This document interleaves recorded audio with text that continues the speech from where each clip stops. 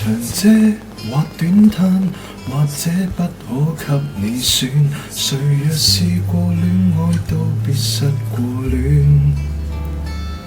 劉海或捲髮，熱水風筒較剪，平復過去方法卻是人自選。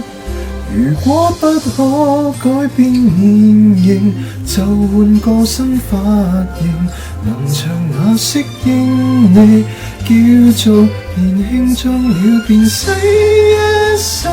你還年紀細，從沒眼淚如污泥，沒法可清洗，心痛便剪一剪那條情感線，無謂駁着掛牽，要看前面。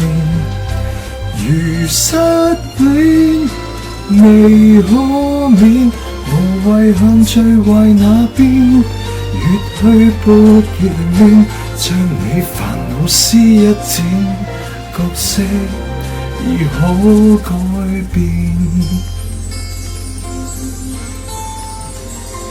誰也有種責任，好好打理自己。誰說你可以嫌棄自己？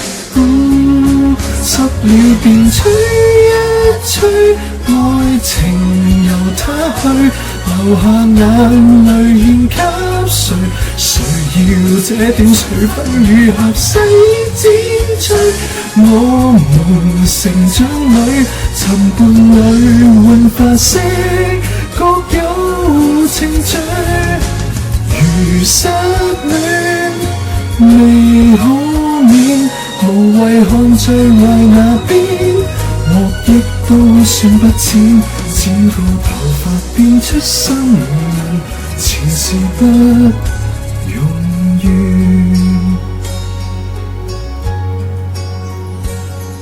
期盼理想對象邂逅在前面，尋到愛戀之前，還未有前退的